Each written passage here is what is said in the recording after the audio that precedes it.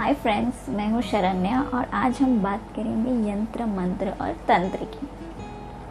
आज हम जानने की कोशिश करेंगे कि यंत्र मंत्र और तंत्र क्या होता है। प्लस हम ये जानेंगे कि ओवर द इयर्स इसका इवोल्यूशन कैसा हो गया है, कैसे ये मॉडिफाई हो गया है और आज भी हम इन्हें फॉलो करते हैं और अप्लाई करते हैं अपने लाइफ में। तो पहले जानते हैं यंत्र क्या होता है। यंत्र का मतलब होता है डिवाइस या डायग्राम। तो आपने देखा होगा जब भी यंत्र की बात आती है हमें तुरंत बड़ा फेमस है श्री यंत्र, जो घर में लाते हैं, कहते हैं प्रॉस्पेरिटी या इनकम के लिए अच्छा होता है। वैसे उसी तरह काफ़ी किस्म के यंत्र होते हैं और ये यंत्र किसी न किसी देवी देवताओं से कनेक्टेड होते हैं। हमारे पुराणों में ढेर सारे देवी देवताएं हैं और काफ़ी देवी देवताएं हैं जो अलग अलग लेवल पे ऑपरेट करती हैं, या यूँ कह लीजिए एनर्जीज होती हैं जो ऑपरेट करती हैं। और इनके हमने हार्डली तस्वीरें या मूर्तियाँ मंदिरें देखी होंगी, हम इनके नाम सुनते हैं। आज के ज़माने में हमें पता भी नहीं है कि ये देवी देवताएं कौन से हैं, लेकिन इस हिसाब से इनका एक सिंबॉलिक या डायग्राम के तौर पे सिंबॉलिक रिप्रेजेंटेशन होता था इन यंत्रों के थ्रू, और ये यंत्रों के थ्रू इन एनर्जीज़ को एक्टिवेट किया जाता था। फिर आती है बात मंत्रों की। मंत्र का मतलब होता है, मन का मतलब होता है मनस यानी कि माइंड, और त्र का मतलब होता है टूल यानी कि साधन, यानी माइंड को फोकस या क्लियर करने का टूल।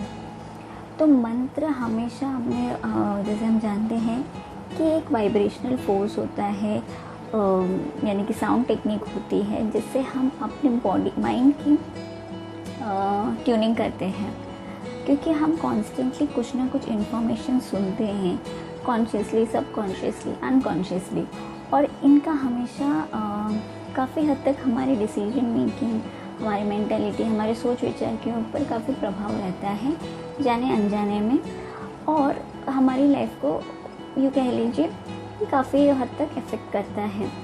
इसीलिए हम कहते हैं कि माइंड हमेशा क्लीन रखना चाहिए, क्लियर रखना चाहिए। अक्सर कन्फ्यूजन भी तब होता है जब हमारा माइंड क्लियर नहीं होता। तो हमारे संतों ने, हमारे पुराने ऋषि मुनियों ने मंत्र ढूंढे थे जो कि आपके माइंड की ट्यूनिंग कर सकता था, आपके प्रॉब्लम्स के हिसाब से आपके माइंड को सेट कर सकता था, वाइब्रेशन को ठीक करते थे, फ्रीक्वेंसी के हिसाब से इतने नंबर ऑफ़ टाइम्स बोलना पड़ता था। और इस हिसाब से मंत्र हमें मेंटली फोकस करने में हेल्प करते थे। हमारी यूँ कह लीजिए उस टाइम पे अगर हमें कन्फ्यूजन होता था या हमारी डिफ़िकल्टीज होती थी मेंटली कुछ अचीव करने के लिए, तो हम मंत्रों का उपयोग करते थे। फिर आती है बात तंत्र की। जब तंत्र की बात आती है तो अक्सर हमें लगता है ये कोई नेगेटिव सी चीज़ है। तो तंत्रों की जब भी बात आती है हमें लगता है ये कोई नेगेटिव चीज़ है, जादू टोना है, ऐसे वगैरह वगैरह काफ़ी मिसकंसेप्शंस है इसके बारे में। जबकि तंत्र का मतलब होता है बुनना यानी वीव करना, तो और एक्सटेंड करना, स्प्रेड करना। जैसे हमारे घरों में जब हम स्वेटर बुनते हैं, हम वीव करते करते यानी बुनते बुनते वो बढ़ता जाता है। और उसी तरह अगर आपको आपकी लाइफ में आपको कुछ अचीव करना है या आप एक किस्म की लाइफ जीना चाहते हैं, तो आप उसको वीव करें यानी बुनेंगे। उसे बुनने के लिए आप जो प्रैक्टिस ज़िंदगी में करते हैं, जो रिचुअल फॉलो करते हैं, आज के ज़माने में जो वर्ड है टेक्निक फॉलो करते हैं, उसी को तंत्र कहते थे। उस टाइम में हम उसे तंत्र कहते थे। आज के ज़माने में हम इसे एक प्रैक्टिस कहते हैं या एक किस्म का टेक्निक कहते हैं, ये फॉलो करो, इस तरह का लाइफ जियो, तो आप उसे अचीव कर सकते हैं।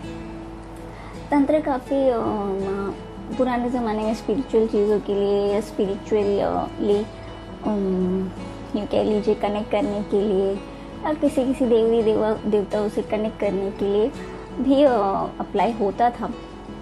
और काफ़ी कम्युनिटीज़ भी थी जो अपने अपने तरीके के टेक्निक्स या तंत्र फॉलो करते थे, और आज बड़ा मुश्किल है उन कम्युनिटीज़ तक पहुंचना, या उसमें जाने भी नहीं जाते।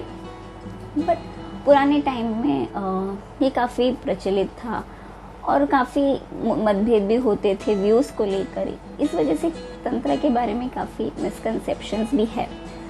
आपका इंटेंशन अगर अच्छा हो तो आप कुछ भी करिए, बुरा नहीं कहना चाहिए। अगर आप अपने भले के लिए यानी अच्छे इंटेंशन के साथ कुछ करना चाहते हैं, आप इसके बारे में डिटेल में पढ़ सकते हैं।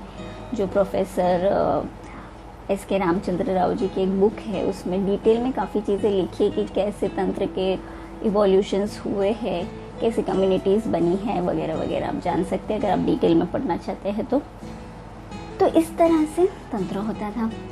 आज के ज़माने में तंत्र क्या है? टेक्निक्स है, काफ़ी थेरेपीज़ में यूज़ होता है। आपको आपने देखा होगा, अगर आप मेडिटेशन में देखें तो आपको बोलते हैं कि बॉडी के किसी चक्र पे ध्यान दें और कोई स्पेसिफिक मंत्र जो उस चक्र से रिलेटेड हो उसे जपे या उसे बोले। ये भी तो एक तरह का तंत्र ही होता है, क्योंकि इसमें आपने मंत्र और यंत्र को साथ में यूज़ किया है, अप्लाई किया है और फोकस भी किया है, विजुअलाइज भी किया है। कभी काफ़ी सारी टेक्निक्स हैं जिसमें विजुअलाइजेशन को काफ़ी ज़ोर दिया जाता है और विजुअलाइजेशन के साथ आपको काफ़ी सारी चीज़ें बोलना पड़ता है। और ये भी एक तरह का तंत्र ही होता है, क्योंकि उस टाइम पे आपका बॉडी एज ए डिवाइस होता है और मंत्र या जो भी आप वर्ड्स अपने आप को बोलते हैं वो मंत्र की तरह काम करता है। अब मंत्र का क्या इवोल्यूशन है? अब आज के ज़माने में हम उसे एफर्मेशंस कहते हैं। जैसे कि उस टाइम में लोग संस्कृत में बात करते थे, दूसरे लैंग्वेजेस होते थे, तो वो मंत्र उनको बोलना बड़ा आसान था, क्योंकि वो उस टाइम का लैंग्वेज है, तो वो स्वाभाविक है कि वो बोल पाते थे। आज के ज़माने में हम काफ़ी सारे मंत्र जानते नहीं हैं, उसका उच्चारण भी हमें नहीं पता कैसे प्रोनाउंस करना है, तो हमने उसके नए तरीके निकाले हैं, एफर्मेशंस निकाले जो उस किस्म के वाइब्रेशंस देते हैं। अगर आप देखें तो काफ़ी सारे लोग एफर्मेशंस सुनते हैं जो साउंड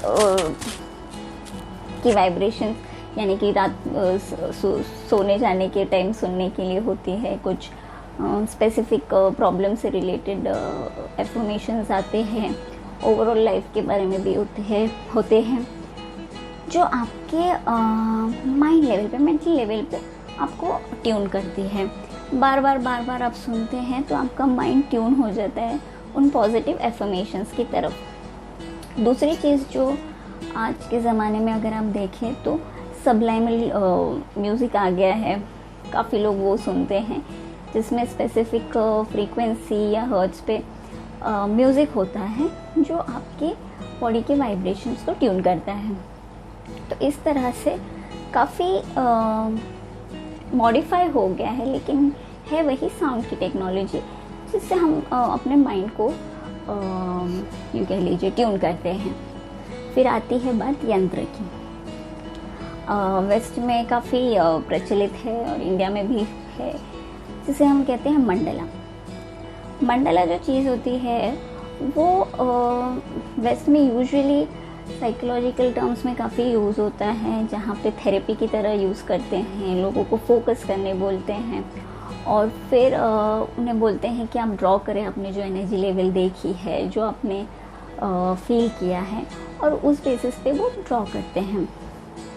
और वो जो मंडला ड्रॉ करते हैं वो एनर्जी फील्ड से वो यूँ कह लीजिए आइडेंटिफाई करने की कोशिश करते हैं कि इस पर्सन के वाइब्रेशनल लेवल या एनर्जी फोर्स किस तरह चल रही है।